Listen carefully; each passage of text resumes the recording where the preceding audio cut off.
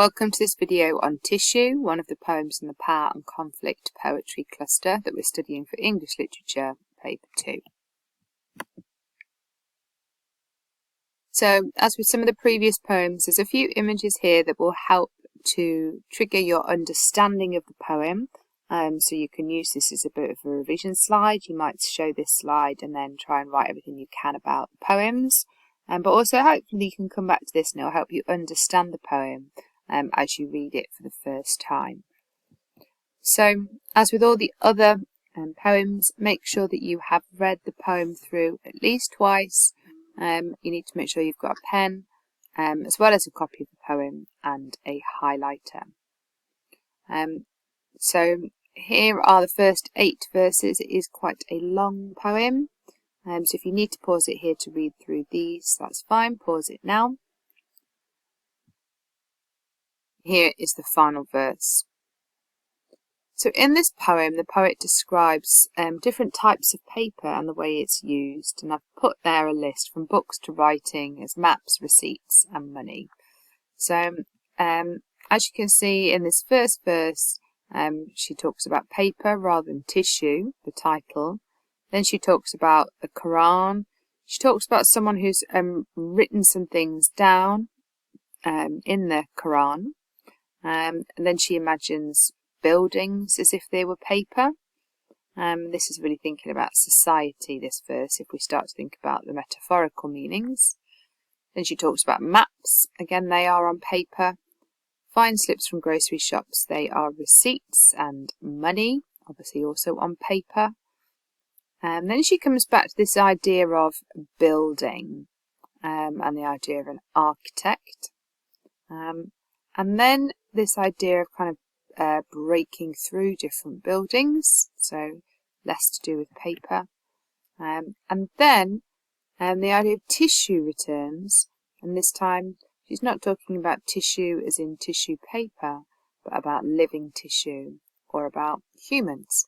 Okay, so the poem can be quite difficult to understand because it is very abstract. It doesn't really have a story or anything. And so in this sense, the ideas are quite complex, all right? But actually, it's a really beautiful poem. It's just expressing a range of thoughts and ideas belonging to the poet Imtiaz Dharka. And it's really clever, actually. So let's have a look at the metaphorical meaning. The poem is an extended metaphor. So by this we mean that it's not just a metaphor in one line. It goes right through the poem. So the writer is constantly using things and describing them as if they are something else, or imagining them as if they are something else. So in this way, she uses this idea of tissue paper, or paper in general, to represent society. And we see the idea of maps representing countries and global society and social divides. We see receipts representing money and materialism and our attitude towards money. And then we see buildings made out of paper, and then it moves this idea of humanity, and then people and individuals as in living tissue and skin, which, after all this talk of tissue and paper, skin is very similar to a very thin piece of paper. So hence why you've got some of those pictures on that earlier slide. And I'll just flick back to them now. So we've got a lot of these kind of phrases in the poem to do with light shining through paper or light breaking through. We've got talk of the Quran and this idea of it being paper thin. And then some writing at the back of the Quran. Maps and obviously receipts. So these are some of the different elements that Dharka explores in her poem. Right, so in terms of context then, it doesn't relate to any specific time, but what it is important to know is that this poem is part of a collection, so a book of poems, and the book is called The Terrorist at My Table. And the collection of poems focuses on a lot of things to do with global politics, terrorism, religion, fundamentalism, extremism, all those kind of things. But if we think about this poem as part of that collection, this helps us to start seeing that actually the poem is about our perception of society and our perception of people. And when I say perception here, I mean the way we view something. So the way we view society and the way we see things. And I think what's important to remember that Dhaka herself is a Muslim, and previously, certainly over the last decade or so, Islam and Muslims have often been portrayed as this kind of idea of terrorists. And so this is why she wrote this collection of poems called The Terrorist at My Table, that maybe to do with the perception that some people have of Islam and Muslims. And really what she's trying to do is get us to view things in a different light. And therefore that's why we have lots of references to light in this poem. And I'll talk a bit more about Dhaka's own identity as well and how that influences the poem later on. The title I think is important because we've got to think of this idea of tissue meaning thin paper as in tissue paper, but also meaning human tissue. So in this sense, the word tissue links the idea of paper, which is a symbol or metaphor for society and its restrictions, but also then tissue links to human tissue meaning people. So she's exploring this kind of these two different powers, the power of the individual and the person versus the powers in society that maybe control us. Let's look at the first verse. Paper that lets the light shine through, this is what could alter things. Okay, I'm just going to look at that very first bit. So in the title, tissue we're saying is almost like a metaphor for humans, and paper is a metaphor for society. So we've got these two different forces. And she believes that she wants things to let the light shine through. So she believes that people and society can let the light shine. We've got this very positive image here of light shining through. And she kind of really wants to see the good in people. And I'll come back to this idea of like perception and how we view people later on. And we've got a modal verb here, could alter things. So we've got a sense of hope and a sense of the future, that things could be different. And she believes that both paper, society, and tissue, humanity, both these things are powerful and they have the power to change. We see that through the phrase alter things. So really what she's saying here metaphorically is society and people have the power, we have the capacity to change, we have the capacity to be different. So already she's setting up this idea that maybe she's not happy with the way things are. And this first verse really encapsulates, kind of summarizes her message. This is what the poem's going to be about. She wants to explore the idea of change, and then she does that in the subsequent verses. So then we get to verse 2 and 3. Now she uses a lot of enjambement here, so you can see I've started verse 2, but it's not the beginning of the sentence. So let's just flick back so we can read it. And she says, paper thinned by age or touching, the kind you find in well-used books, the back of the Quran, where a hand has written down in the names and histories who was born to whom, okay, so on and so on. So these two verses relate to a direct experience of the poet, and this is actually what inspired her to write the poem. In her father's version of the Quran, Dhaka is Muslim but also Christian. Her father was Muslim. He had written down almost like a family tree. This is like quite common historically for the way that Bibles and other religious texts were used, where people would kind of note down family details in there. Now Dhaka said that as she read through his notes and she saw his handwriting, she really felt close to him, and that's what inspired her to write this poem. So actually this poem is about the power of paper to evoke memory, and the power of paper to bring bring those family members back to life and kind of remind her of the family ties that she has. So this again gives us a bit of context to the poem. Now, the Quran as a religious text symbolises the power of the written word. And in terms of our knowledge of religion, the Quran is a sacred book, and it advocates this sort of love and devotion to religion, but also to humanity. However, we also know that religious divides can often cause war as well. So we've got kind of the capacity of religion to do good, to be powerful in a good way, but also to use that power in a bad way as well. Or the religion doesn't use the power in a bad way, but people use religion as an excuse to cause problems. Anyway, so she's then imagining that her father, who's written these details in about her family, and the pages have been smoothed and stroked and turned with transparent attention. We've got these lovely S sounds, even by the sh here in attention, still creating the sound of an S, and this beautiful sibilance that kind of complements the verbs smoothed and stroked, creates this really soft, gentle verse where we've got words with real connotations of love and care. And all of this is really emphasizing the importance of family and the importance of relationships. Now, if you want to go a little bit deeper, let's consider these sort of first 3 verses then and try and link them together. So if you consider the image of the Quran in verse 2 in this religious text, and then in verse 1 she said paper that lets light shine through. Okay, and then what we know in terms of context, this poem is from a collection linked to the idea of terrorism. Now, as I said, Dhaka has two faiths. She is both a Muslim and a Christian.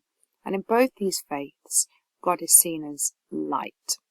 Okay, so if we go back to this original quote, paper that lets the light shine through, we could really reread that as paper that lets God shine through, whether we're talking about Islam or Christianity. Okay, so maybe as well at the beginning this is an appeal for the true message of God to shine through, shine from the Quran or from the Bible, rather than these texts being used to incite violence and war as they are in the case of extreme terrorism. And as we know, that's not limited to any particular religion, as we saw with the poem Kamikaze.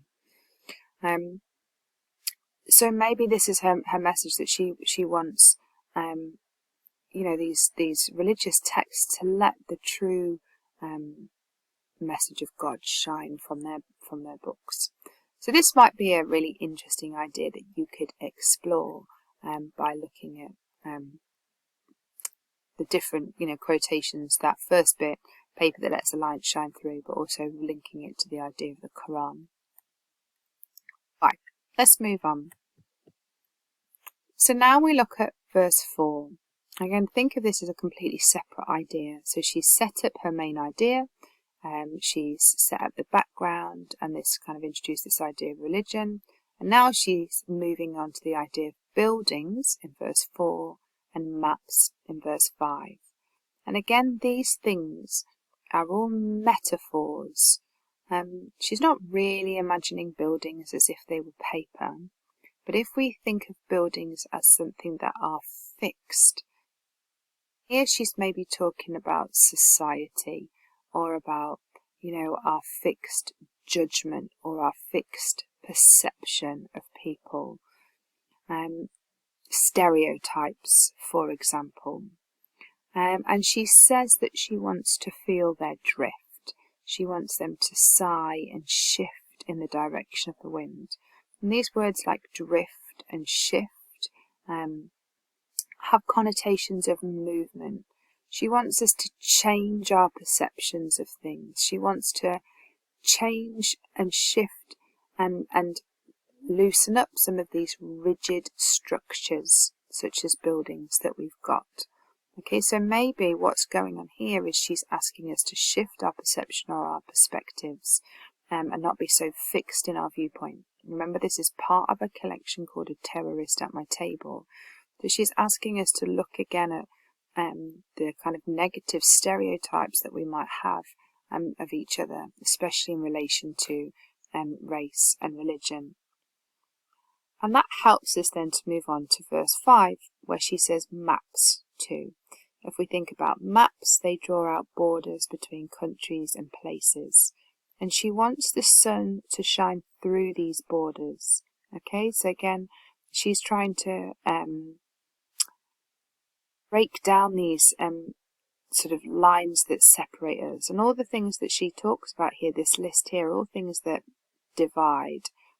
Marks, borders, rivers, roads, rail tracks, even mountain folds. So it's not just kind of man-made things, it's also natural things that on a map would create lines, things that might separate or segregate. So here we've got this idea of maps being a metaphor or a symbol for the divides that we have in society, and not just necessarily divides between countries, but also divides between cultures. Darker describes herself as a Scottish Pakistani Muslim Calvinist. Should be a comma in there. Calvinist is a type of Christianity. She really resents, actually, I would say that strongly, being sort of pinned down to one identity. She believes that she is both Scottish and Pakistani at the same time. And if you ever get a chance to see her speak, you'll hear her speak with this kind of blend of a Scottish accent with a kind of Pakistani accent as well. So she is a real blend of these kind of different cultures and religions. And so we can see why she is so averse to the divides that we have in society. And again, she's asking for us to alter these things. She believes that we can kind of let the light shine through them and be more transparent and not be so kind of restricted. In verse 6, she introduces a new idea. So she's talked about maps to symbol divides in society and maybe divides between nationalities. She's talked about buildings as a way of maybe fixed stereotypes or fixed views in society. And now she starts talking about money. Fine slips from grocery shops, these are receipts. And then we can see words like sold, paid, credit card. So we've got a semantic field of finance here. Lots of words linked to money. And essentially what she is raising here is her view on materialism, our obsession with buying things. And she says that money, credit cards, receipts and so on, might fly our lives like paper kites. So this simile at the end is saying that really money flies our lives. Fly suggests that it's money that's flying our lives. So money is in control. Money is like the pilot of the plane. But also flying has a sense of being fleeting and kind of freedom. So this idea that we're maybe not in control of our lives, that money controls us. But it controls us like paper kites. Now, again, paper kites, where's my cursor? Paper kites are easily destroyed, they are fragile, and they are insignificant. And really, maybe what Dark is saying here is, have we got the right priorities in life?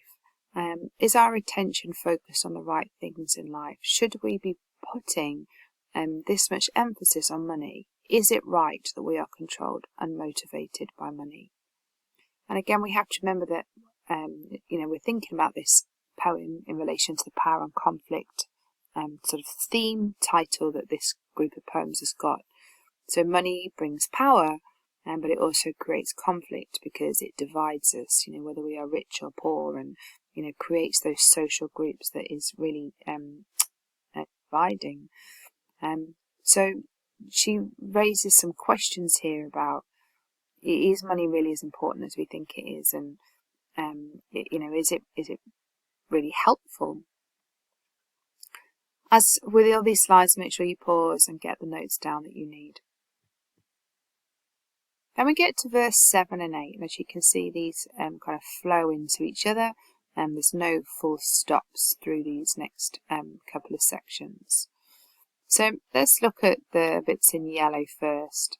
She talks about an architect and says he could use all this, like all these different types of paper that she's been talking about, or all these different ideas, maps, receipts, and so on and so on. And so they could use all this. So it's almost like trying to create something new, mold something new, change our perceptions.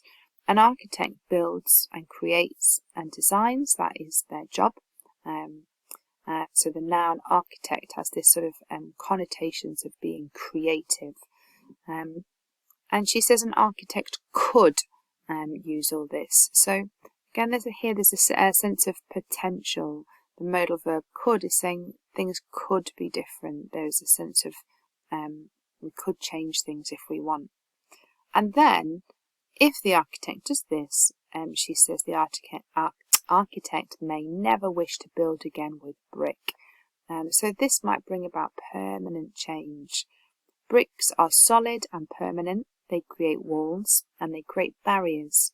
So the connotations of this noun brick really contrast with these ideas of freedom that she's been talking about. So if an architect would never wish to build again with brick, what is Darka's message here? She's using the metaphor, again, you can see it's all metaphorical, of an architect designing buildings to say that we can rebuild or we can redesign our society differently, and do away with these divides, do away with brick, so we don't have these divides and stereotypes. We have something much lighter like paper that lets the light shine through. And again, that's what she reminds us of here. So she says this time, but let the daylight break through capitals and monoliths.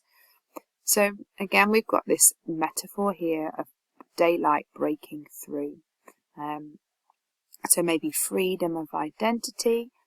We know that daylight helps us see. Think about the other texts where we've looked at light. In Inspector Calls, the light shines brighter and harder to reveal the truth. In A Christmas Carol, the ghosts have light, or particularly the Ghost of Christmas Past as a symbol of hope, and helping to guide Scrooge and help Scrooge to see metaphorically the changes that he needs to make. And daylight here is used in exactly the same way. Is helping us to see and not be blinded or blinkered to the social divides that Darka has been talking about. So she talks about the social divides placed by religion and our negative perception of religion, especially coming from a woman of faith. She talks about the divides created by wealth in verse 6, and she talks about the divides created by nationalities, by maps in verse 5.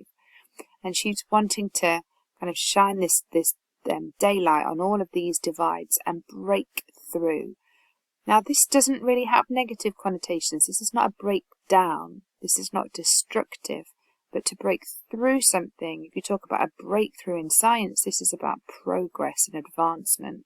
So she's really talking about improvements to our society here. And what is the daylight breaking through? It's breaking through capitals. This is where our government buildings are. So breaking through some of the kind of restrictions that are placed on us by society. And monoliths. Monoliths are monuments, essentially, often made from stone, so they're strong and they're not moving. So again, if we think about the connotations of this word monolith, we may be thinking of old symbols of power that will be destroyed.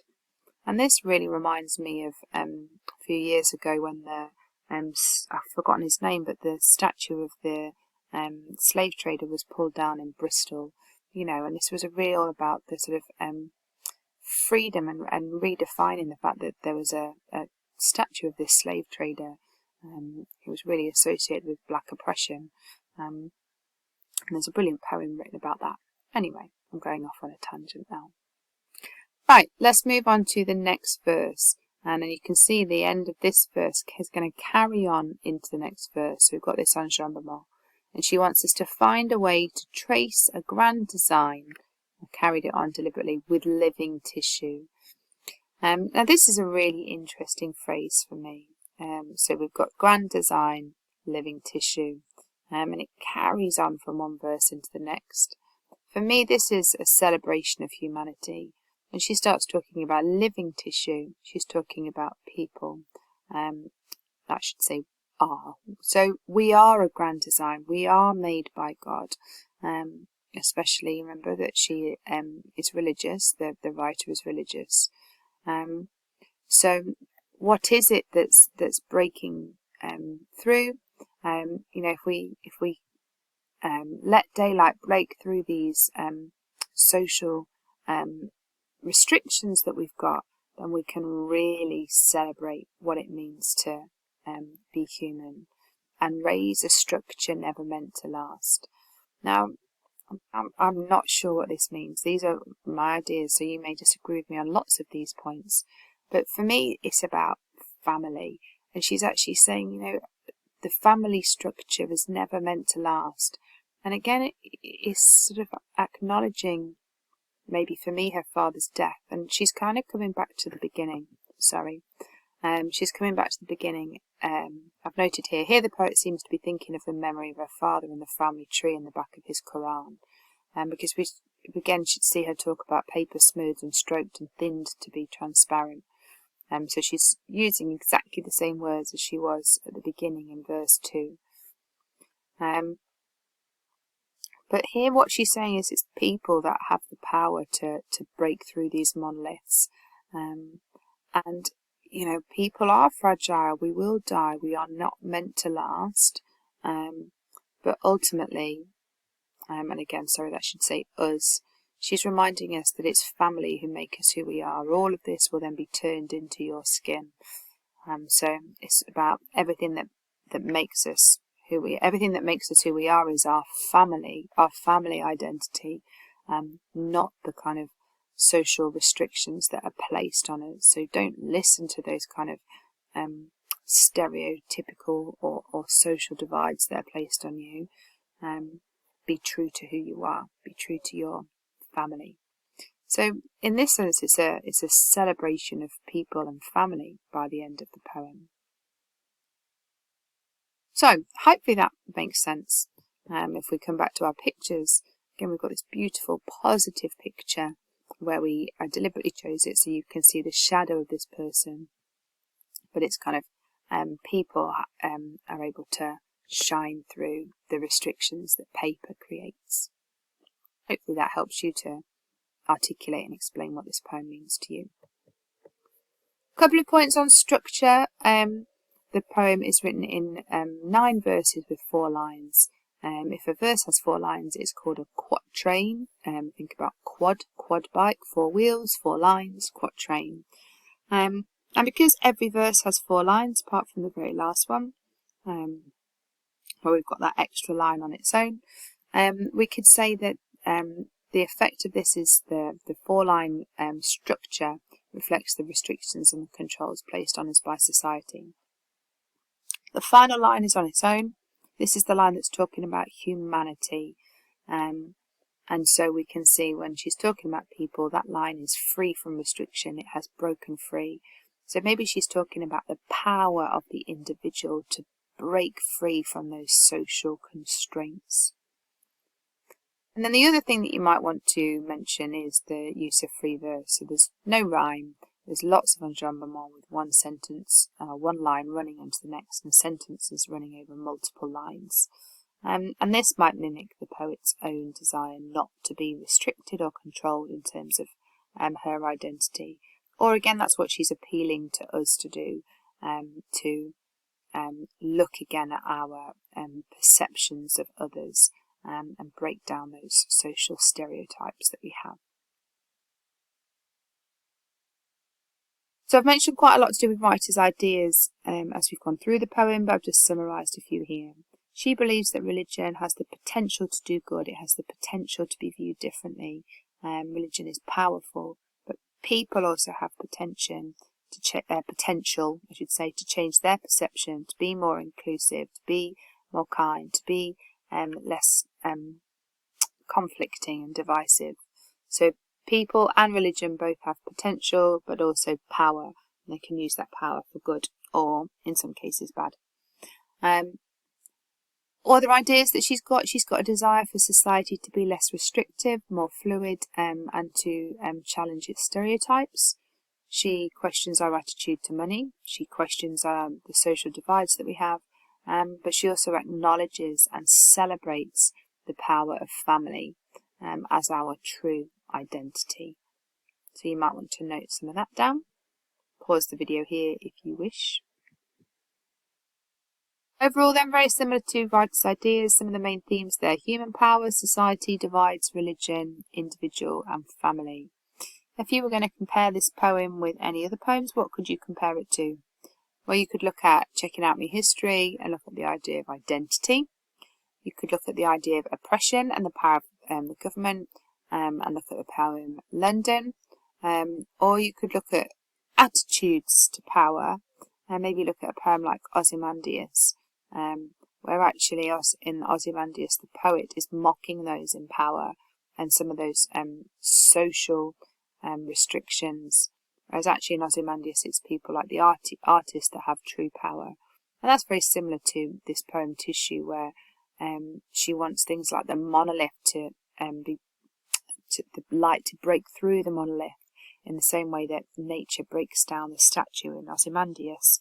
And she believes that it's sort of the power of the individual to break down stereotypes, just like it's the artist that's more powerful than Ozymandias in the poem Ozymandias. So those might be interesting comparisons to make. Revision slide coming up here then. You've got some prompts there in terms of techniques. You can write them down and then try to list some examples and explain their importance. You've also got 8 quotations there, so you might want them written down on a flashcard, or you might want to write them down and then try to annotate them in as much detail as possible. Finally, you've got 8 questions there to have a go at answering, to check your knowledge and understanding of the video and of the poem itself. So again, you could pause there and answer as many of those as you can. And then finally, you've just got a reminder of some of the revision strategies that you can use to help you really learn the poem. Yeah, the video will help you know and understand the poem, but you commit the ideas as well as some of the quotations to memory. Hope you found that useful, and that you were not kind of worried or scared about Tissue. It is an abstract poem. We're not trying to understand every single word of it, but we're trying to at least try and understand the writer's ideas. Alright, that's the end of this video. Thanks.